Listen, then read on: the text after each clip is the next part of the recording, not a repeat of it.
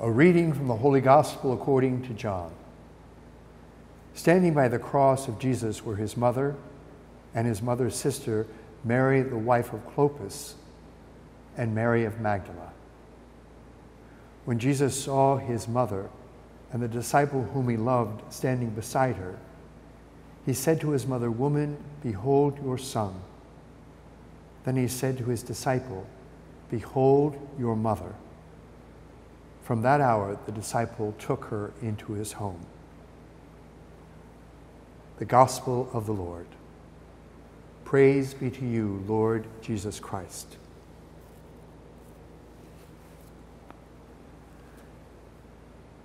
There's something inescapably sacred about a person's last words. If you've ever had the experience of being with someone you love in his or her last moments, then you know what I'm talking about. Whether the dying person is your mother or father, your sister or brother, your wife or husband, your child or your best friend, if you get the chance to hear them speak, you will not forget the last things they say.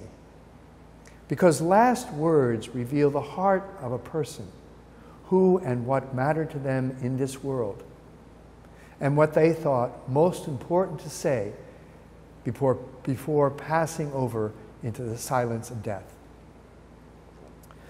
The same thing is true of Jesus' last words from the cross.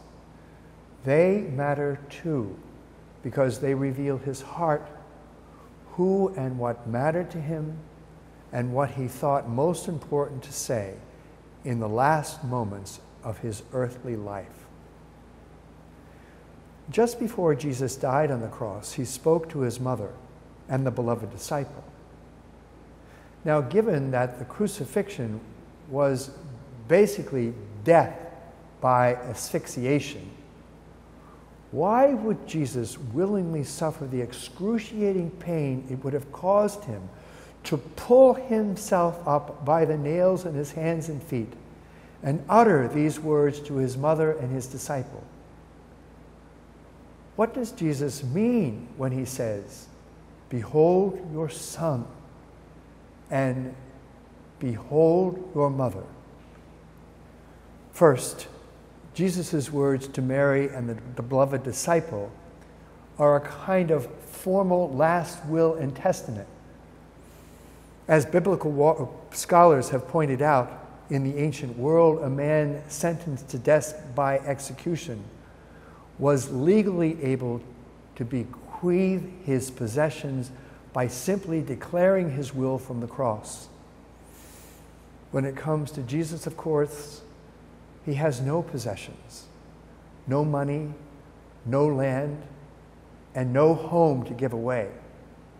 He doesn't even have any clothes, since the soldiers have already stripped him of his garments and divided them among themselves by casting lots.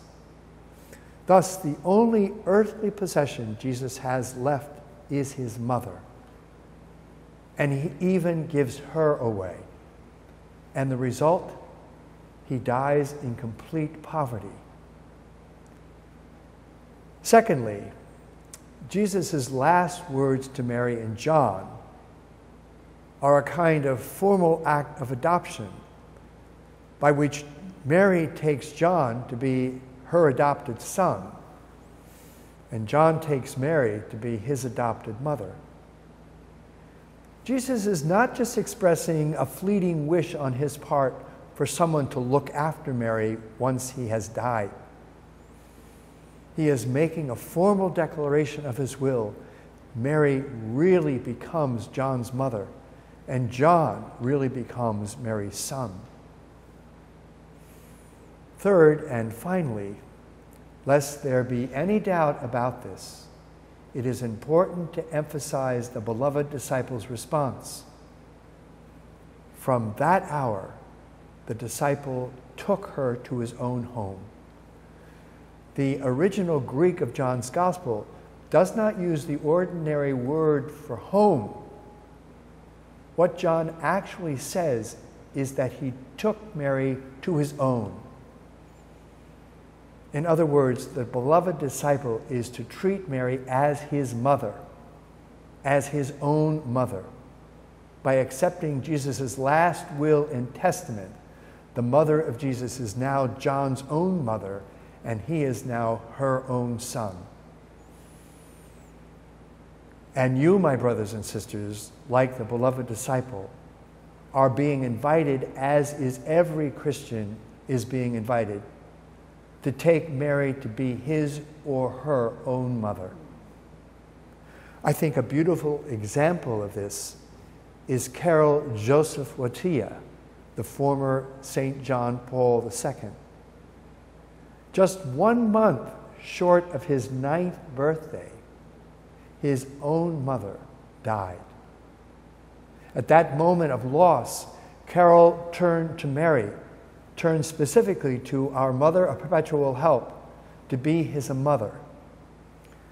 From the shaping of his Marian devotion in his early childhood to his final hours, when an image of the suffering Christ and a painting of the beloved mother hung near his bed in the papal apartment, and even in death, when a cross and the solitary letter M adorned his casket, the Blessed Mother never left him. At the age of 30, the young Father Wojtyła wrote of Mary accompanying him in his final agony in a poem that was to become remarkably prophetic. I lift myself toward you, Mary, and will one day grow so used to that I will lay still, transparent as water vanishing into a dry riverbed, though my body will remain.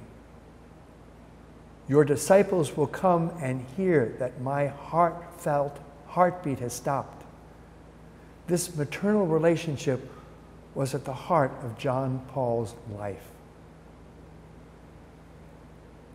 May such a maternal relationship with Mary, our Mother Perpetual Help, be ours as well. Take her into your home, into your own affairs, and allow her to dwell within this sacramental home, the temple of God's grace created at your baptism.